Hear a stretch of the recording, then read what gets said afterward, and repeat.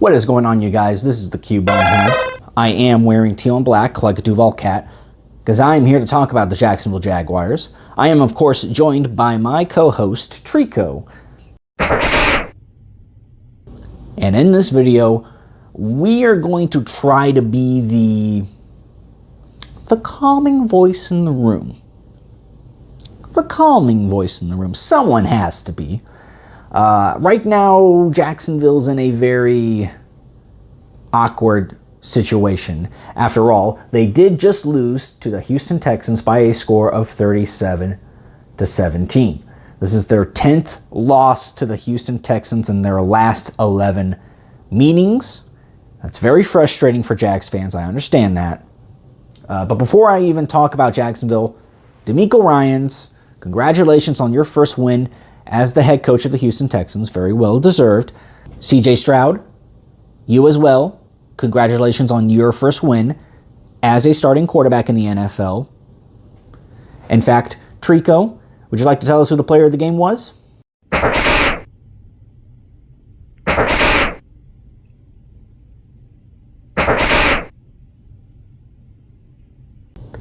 Indeed, he has looked extremely impressive these first 3 weeks of the season. He could be a rising star for the Houston Texans for years to come. But let's go ahead now and talk about the Jaguars. And make no mistake, Jacksonville in this game was terrible. The offense was basically a no-show in the first half of the game. They couldn't execute. They were dropping passes. There was false starts, illegal formations. There was hands to the face that negated a fourth down conversion, with the exception of Travis Etienne, who had a successful day on the ground and through the air, and Evan Ingram having about 7 catches for 60-plus yards. The offense did look very anemic once again. The defense, despite the fact they're going up against a Houston Texans team that has had like 4 of their starters on the offensive line go down with an injury, couldn't get a single sack on CJ Stroud and got like no pressure on CJ Stroud.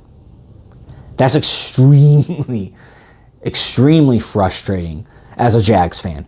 And worst of all was the special teams. The special teams was horrible in this game. The blocked field goal, Will Anderson Jr., he was a first-round pick by the Texans, didn't get a sack in this game, but he's the one who got the block on the kick. You know, he's going to be someone who's going to be a key factor for their defense for years to come. But when it's 17-10, after starting off 17-0, when it's 17-10, and Jacksonville's scoring a couple points, they got the momentum back. You feel like it's going to go back in their way.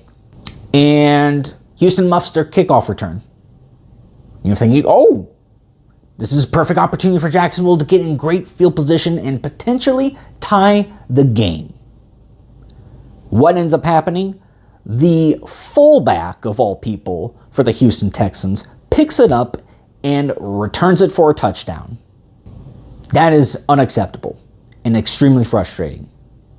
But I will say, But I will say this.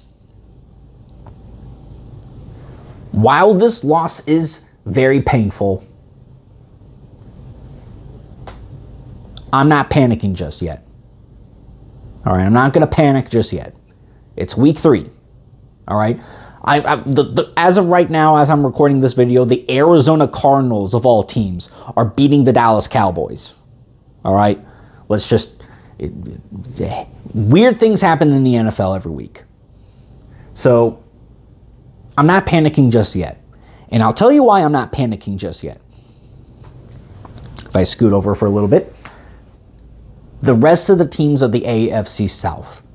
You look at the Indianapolis Colts. They're sitting at the top of the division at 2-1. They don't have Jonathan Taylor. Anthony Richardson's been banged up for the first few weeks. Even though he's played pretty well when he has played.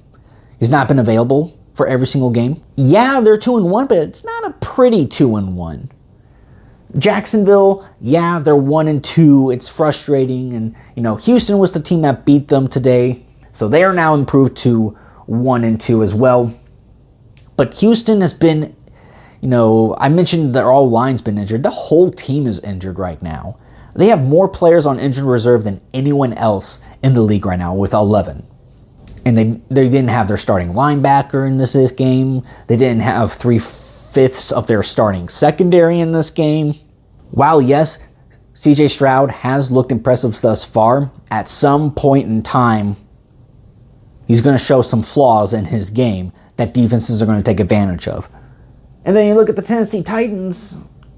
My God, they look the worst of all the teams in the AFC South. Their quarterback is a mess. Their offensive line is a mess. DeAndre Hopkins is a shell of his former self. Derrick Henry can't carry the football team anymore. It's bad, all right? It's bad in Tennessee. They just lost to the Browns by a score of 27-3? Yeesh. So, while yes, it looks bad in Jacksonville right now, there's not a team in the AFC South that I feel super confident in saying, okay, that's going to be the team that takes the AFC South away from Jacksonville. I don't feel confident in saying that just yet. Every team in the AFC South looks like garbage. Look at Jacksonville last year. Jacksonville last year was 3-7 going into their bye week. 3-7. And they found a way to win their division. It just happens, okay? It's too early to tell. With that being said, I am frustrated, yes, but I'm going to try to be optimistic that they can still turn this around. With that being said, thank you all for watching. I'm the Cubone. This is my partner Treecko. Don't forget to leave a like, comment, and subscribe. And we'll see you guys next time. Take care.